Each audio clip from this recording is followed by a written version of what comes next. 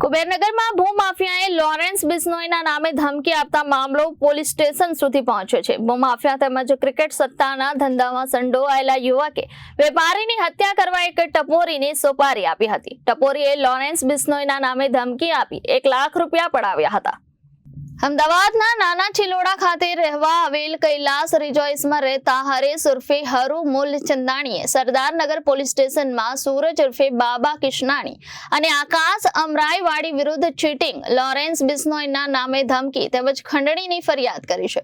બે દુકાન હરેશ મૂલચંદાણીએ 35 લાખમાં રૂપિયામાં વેચાતી રાખી હતી। હરેશે આ બે દુકાનના વેચાણ દસ્તાવેજ પેટે મનીષ ઉર્ફે ગિલ્લીને 7 લાખ રૂપિયા આપ્યા હતા। બાકીના રોકડા 28 લાખ રૂપિયા ટુકડે ટુકડે બંને ભાઈઓને આપ્યા હતા। દુકાન ખરીદ્યા બાદ હરેશ મૂલચંદાણીને ખબર પડી કે બાબાએ સરકારી જમીન પર બિલ્ડિંગ બનાવી દીધું હતું। હરેશે પોતાના રૂપિયા પરત માંગતા બાબા પૈસા આપી દેવાના ખોટા વાયદા કરતો હતો, જેને લઈને વિવાદ થયો હતો।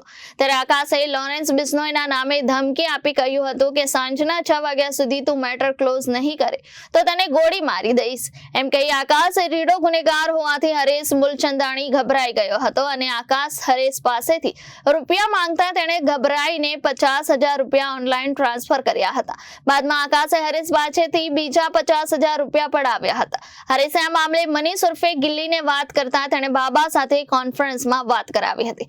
બાબાએ હરેશને બાંયધરી આપી હતી કે હવે આકાશ તને ફોન કરીને હેરાન નહીં કરે।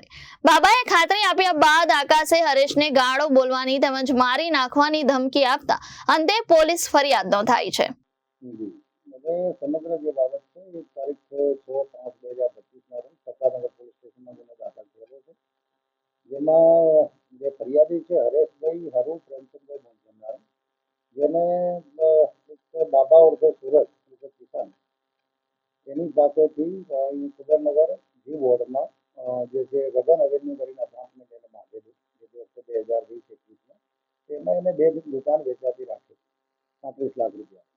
પછી કંઈક આ જે ફરિયાદીને ખબર પડી કે 2023માં એને ખબર પડી કે ભાઈ આ જે અપાર્ટમેન્ટ છે આખું ઇલીગલ છે, ગેરકાયદેસર છે, તો એને જે છે આ બાબા પાસેથી એ 2 દુકાનોના જે ભાઈ મેં તમને 35 લાખ રૂપિયા ચૂક્યા છે એ તેને પૈસા પાછા આપ, કારણ કે આ દુકાનો હવે પેલામાં બજારમાં જવાની, તો એને લઈને આ બંને વચ્ચે અવારનવાર પેલું ચાલતું છે કે ભાઈ આપવું છે નથી આપવું, કે થાય કરી દેજો નહીં આપવું।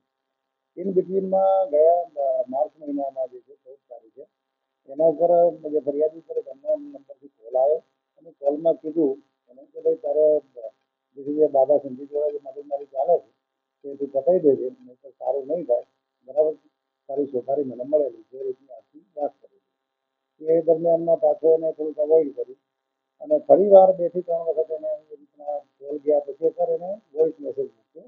એક આકાશ કરીને જે બીજો આમાં આરોપી છે અમરાઈવાડી, જેને અમરાઈવાડીથી આકાશ બોલું છું એ રીતે કહી અને એને વોઇસ મેસેજ મૂક્યો। એમાં એને કીધું કે હું લોરેન્સનો માણસ છું અને તારી સોપારી બાબાએ મને આપેલી છે, સાંજ સુધીમાં તું આ મેટર પતાવી દેજે, નહીંતર કે તને ગોળીથી ઉડાવી દઈશ, એવી આખી મેટરની એને જે વોઇસ નોટ મોકલેલી। જે વોઇસ નોટ આધારે અને એને અલાયદા બી એને એની પાસેથી જે છે 15 રૂપિયા પૈસા માંગેલા, જેમાં એને અલગ અલગ એકાઉન્ટથી અત્યારે જે આપણું આમાં જે ફરિયાદીને કહેવા મુજબ અલગ અલગ એકાઉન્ટમાંથી એને ગૂગલ પેથી અને બીજી રીતે 1 લાખ રૂપિયા સુધી આ આકાશને આ કામના ફરિયાદી આપેલા છે।